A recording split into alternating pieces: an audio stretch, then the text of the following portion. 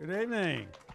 Great to have you here. Great to have a full house. I'm Matt Carey. I cover documentary film for Deadline.com. Please join me in welcoming Carolyn Hepburn, who's the producer of No Scope, the story of FaZe Clan.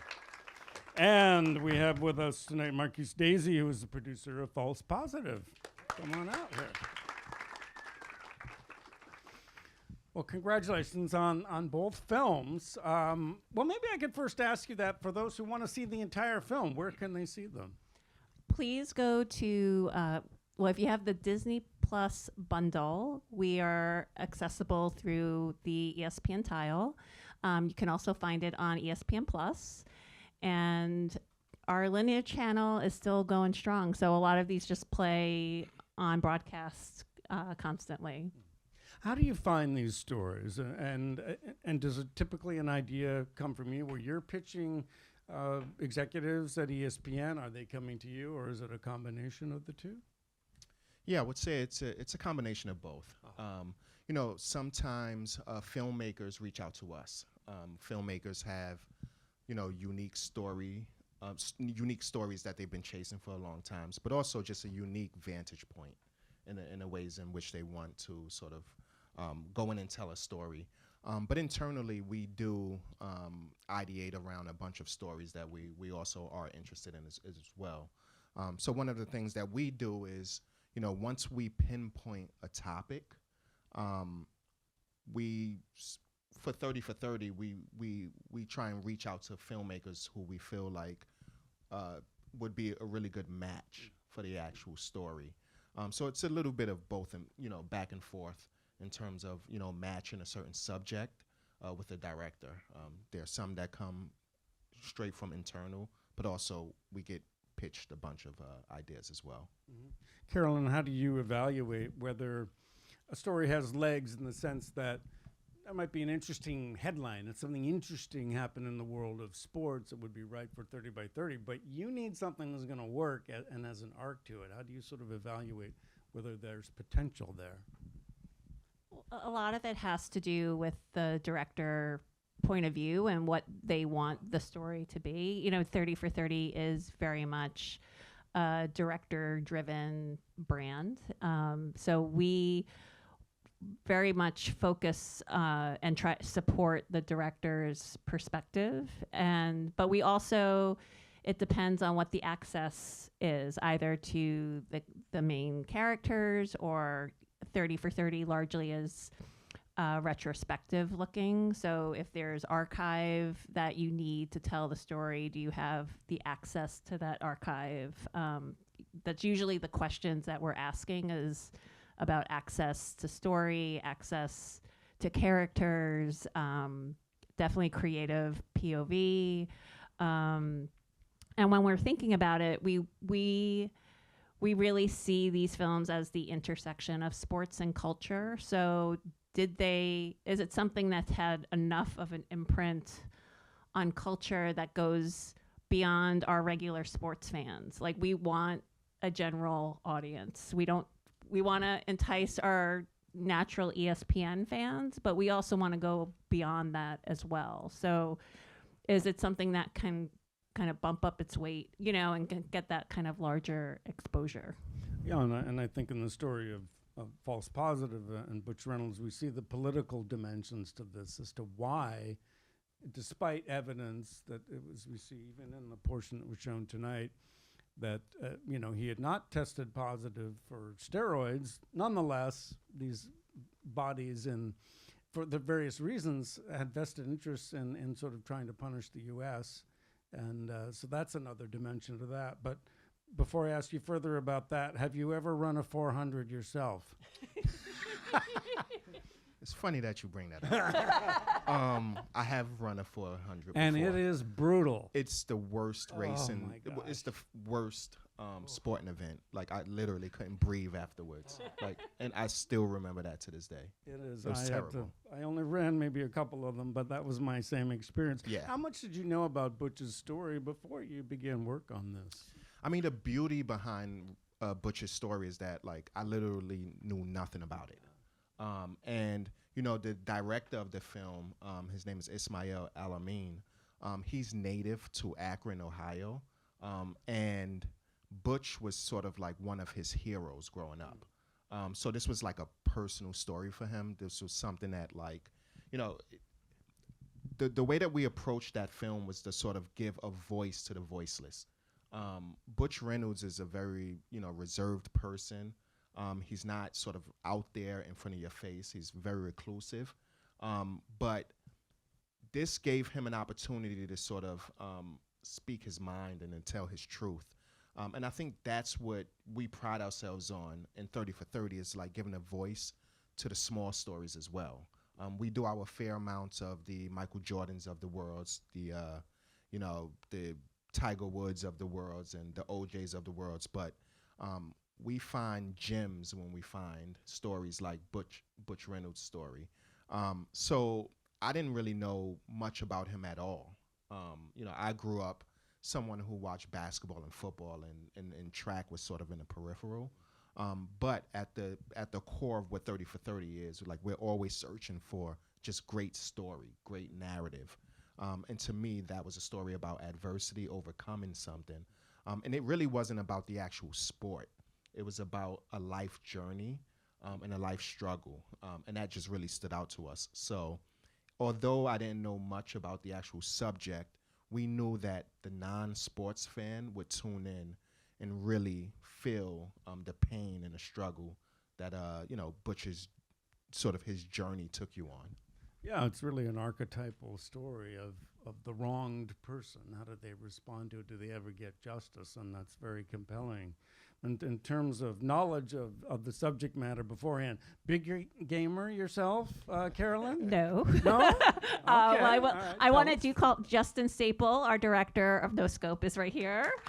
And I started working on this film right when I started at ESPN, essentially. And so I met with Justin. I learned about his vision, and I started to understand that world. And what's funny is I had no idea who FaZe Clan was. I went home and I went to my son, who's now 18, and said, "Do you know who FaZe Clan is?" And he was like, "Yeah, Mom, of course. Like, I play Call of Duty. Of course I know who these guys are." And it just really kind of opened my eyes to what younger generations, like the world that they're living in, and how big this world is. I think when the film came out, there was a lot of excitement about the fact that ESPN was doing a 30 for 30, because this was the first time we did one on esports. So just to have that kind of in our roster, there was a ton of excitement. And that's kind of like, finally, ESPN is giving the 30 for 30 angle to esports. It's kind of like about time. But they also, they are like a microcosm of what all of our kids now face in the world of, this culture of creating content and the pressures that young people feel to create a brand for themselves, and kind of going on that journey of making videos, and how it can cause anxiety, how it can cause, burnout. And it was very eye-opening to me, even though I had a son, in a lot of ways he's in my house, but he's in his own world, and so understanding that divide, I think this film was a huge door for me, having a much better understanding of this generation that are coming up this way. How big a challenge was it to make the film legible, both for an audience that doesn't know anything about this world, has never played Call of Duty? I'm one of those. I would be, roadkill very quickly in that game, or whatever they call it. But then you're going to have a core audience who does know the game and that world very well. How do you strike that balance? It was just a lot of back and forth. Justin fortunately made fortunately for us, he made a film previously called American Rap Star, and kind of the worlds collide a lot or overlap. So he had a really great understanding of their perspective and, you know, the challenges that they faced and the world. And so I feel like I was kind of in the arbiter in a way of like, it's too insidery. Like, what does that mean? You know, like I was kind of the one that kind of kept asking the questions to kind of make sure that we do get the traditional ESPN, you know, audience, that a little bit of an older demographic to understand the story and to understand why it's so dominant in the culture right now and will continue to be. You know, I mean, that's esports. It's huge. It's a huge business. You know, they pack arenas of people watching people play Call of Duty. So it's baffling. But I missed that. But I feel like it was, you know, it's kind of like any film. You know, it's a dance of putting in too much information and then pulling it back, and then like, oh, we pulled it back too much. We have to add more context in. So it's kind of that back and forth you do in post-production. And for Marquis, I think, you know, I would think one of the big challenges is making or allowing the audience to follow this fairly complex investigation that went on. I mean, it reminded me a little bit of Icarus in the sense of, you know, blowing the lid off of the world of WADA and doping and that sort of thing. But so you have that necessity of getting into that, and yet I imagine you in your mind also was like, well, we don't want to get so into the weeds that it feels, you know, like overwhelming for the audience. Yeah, I mean, absolutely. That was a big point of concern in a production. It was just kind of like, you know, obviously we needed to, for lack of a better term, just sort of dumb it down for the audience, and just sort of like explain the actual, you know, what happened. But I will tell you that, like, you know, once you get a chance to see the rest of the film, it was like, you know, outside of that excerpt, the rest of it is just about Butch, how he grew up, how Ohio played a big part in who he was when he went to college, you know, sort of adversity, overcoming. So the rest was really just about him as a man, him as a person, his influences, you know, people who played a big part in his life. And really, at the end of the day, what his life is like now. And that was the core of like what the film is. But it's a tricky balance, right? Because when you're speaking of something that is very complex, especially like when you're talking about the 80s, right? It's like the devices that the filmmaker had was archival footage. So it's like trying to tell a story through that archive, through the way it was reported, is tricky. So there was that balance that we needed to sort of pay attention to. It's like how much of the, you know, the laboratory sort of insight into the story to include. But then at the end of that, like once the explanation is out there, to get back and remind the audience that like you're going on a ride, it's really the portrait of a man. It's the portrait of a person. And to me, that was the most important part of it. It was like, obviously, explain what happened, but get back to what people really care about. And I think they care about his journey. So that was tricky. I made a mental note in watching it that the act break, or what I would call the act break, is 31 minutes in to the film. Mm-hmm. That's when it's like, wait a minute, now he gets this, you know, well, actually his brother receives this package like, you've tested positive for this anabolic steroid. And we've spent 31 minutes really getting to know him, getting to care about him, getting to know how hard he has worked, and therefore what the stakes are and how crushing it would be for that to happen. So you have faith in the audience of pulling them in that way, which I think was, you know, a really smart way of approaching that. I'm really interested, and Carolyn, you kind of alluded to this, that stylistically, it seems to me the 30 for 30 films are very different. It's not a factory. It's not plug it in. This is the way, house style. You know, they don't do it that way at all. And to that point, I would actually wanted to follow up with Marquis of how you shot the interview with Butch is very distinctive. How tight it is and the lighting, very unusual. But again, that's totally different, of course, in your film. Those interviews are shot very differently. But how did you make that decision of shooting it that way? Yeah, I mean, every film is different. So for that film, it was Bradford Young was the cinematographer, and he did Selma. But he's also just kind of one of those brilliant, DPs who he's just really good about like skin texture. So he wanted to make this film just very intimate, and he wanted this to sort of be a testimony of Butch speaking directly to the audience. And one of the things that we talked about in the creative stage of this was like, let's shoot it dark. Let's shoot it like very intimate, almost as if like he's sitting alone in his apartment or his home, and he's speaking in the form of a diary with no one around. So that was the creative decision there. But then there are other films where, people are shooting in warehouses, people are shooting on rooftops. So it varies, but I will say that Force Positive, that was specifically thought of in a sense that Butch just doesn't do a bunch of press, and it was just like, let's shoot it in that same sort of light, in a sense that let's shoot it as if this is kind of his own diary.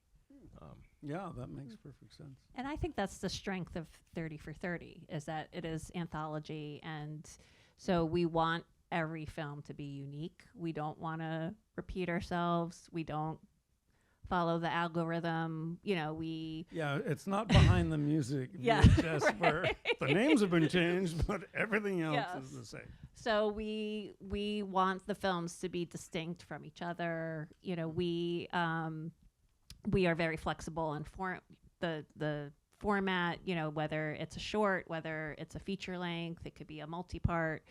We just want the best story told. So if when the director comes and gives us the treatment or the proof of concept of like, the story should be, Marquis did a film with Steve James that was 4 hours about Bill Walton. I love that. Yeah. It's fabulous. and that hits Bill Walton's story in the Steve James lens, because Steve can go long, as we all know. It pulled its weight, and it held up. But we are just as passionate about. We had a short called Motorcycle Mary that came out last year. Oh, That wonderful film. it's only 22 minutes, but it's like the best 22 minutes you'll ever watch in your life. And it gives the props to Mary McGee, who is a huge pioneer in motorsports. So that was like a long answer to say is that we want them all to be different. And that's, we find that we find that presentation to be the strength of our brand. And speaking of the brand, I'm curious about working within the context of ESPN, where obviously live sports is crucial but it's also really a journalistic company, maybe at heart in many respects. And I would draw a parallel to CNN, where I worked for a long time. And I know the people at CNN Films, which is kind of coming back now, which is good, is they had a bit of a hard time. I mean, I heard this from Amy Antelis and others there of getting their films through standards and practices, because they think like journalists. They don't think like filmmakers, and there's a difference. And I just wonder if you run into that at all. To what degree are scripts vetted and go through fact checking and standards and practices and that sort of thing, and how onerous is that? I mean, it's interesting. I think that, one of the unique things about 30 for 30 is that, we sort of shy away from all of that for the most part, right? It's clearly, we do fact checking and we do all of that.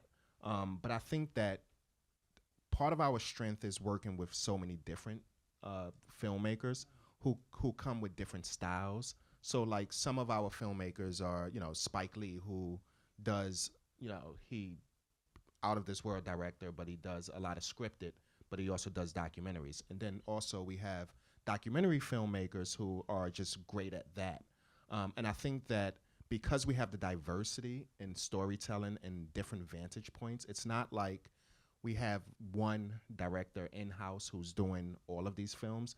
Everything comes in differently. In the path and the journey to create everything is different. So I think that in that sense, we kind of like alleviate ourselves of that pressure because we embrace the fact that everything is different. And Carolyn said a little bit earlier, like, it's very director friendly. So we embrace that. And we really just kind of support the vision of the filmmaker. Now, from a note standpoint, obviously there's back and forth. But there's a reason why we target specific directors, because we want their vantage point. We want the story told through their lens. And I think for that, it doesn't really feel like there's a formula to it. Everything feels different. But we all are making sure that the stories are being told with the right integrity, that we're covering a kind of a 360 view of it. If I get frustrated sometimes when you see documentaries and they leave a big chunk of an important part of a story out that might have affected someone's decision making, and we'll debate that with the filmmakers of like, why are you not showing this part of the story, explain why that might be missing, or because we know we'll be called out for it. Like, so we just, in a way, we want to protect the films in its integrity, to making sure that they are kind of answering the questions that people might have. Marquis, ever get concerned we're going to run out of good sports stories? I was, and just to add to that, I sometimes think, well, in the USA, we're never going to run out of true crime stories. We're real good at murdering people in interesting and novel ways. But sometimes I think, God, are we going to run out of musicians for great music docs? Yeah, but sports stories. I started to feel that way for a little bit. But I will say, like, so in my previous life, like I used to work at HBO Sports. And the rule used to be, whatever, you don't really tell a story unless you're like 10 years or 15 years removed from it. And when I first started, it was, those stories of, the 80s and the 90s and, leading up to the 2000s. And now we're in 2025, right? So like now there's a fresh breed of story that is really untold.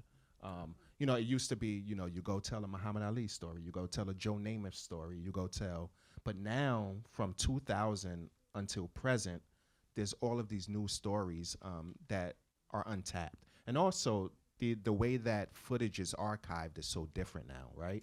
Like people have cell phone video, like there's a new world. So I think it's very exciting that like there are new topics, there are new ways to tell stories, and we get to tell stories that are fairly new, starting in 2000, because that's sort of like the window for us now. Yeah, they've And I come think of age. Yeah, I also think a couple years ago, our development team deliberately kind of opened the aperture a little bit of what is sport. Like we were starting to question that internally of what is sport. So we've had films like FaZe Clan. We have films like Dude Perfect, who are the guys that started as just doing trick shots in their backyard, and now they have a $400 million valued company that does tours, and they are hugely influential in the sports space. So we think about, say that again? Black Girls Play, which is a wonderful short that Joe Brewster, Michelle Stevenson, and it's just about giving relevancy to the hand games that originated from young Black girls. And so, and we did, The Good, the Bad, and the Hungry a few years ago about the hot dog eating contests. Like, so it's, when we are thinking about the types of films we want to do, we're not just thinking sport, we're thinking what's competition, activity, play. We think a lot about play now. Outdoor, like we really opened up what we think about when we're thinking about the types of films that we want to do. And so I think it's really reflective now between Black Girls Play and like a lot of the films that we're doing are that show that kind of wider variety of what we're looking at. Well, it's amazing work. We wish you the best of success in the Emmy season. Marquis Daisy, producer of False Positive, and Carolyn Hepburn, producer of No Scope, the story of FaZe Clan. Thank you so much. Thank you so much Thank for you. coming. Yes. And we have a reception afterwards, so you chance to talk to them and ask your own questions.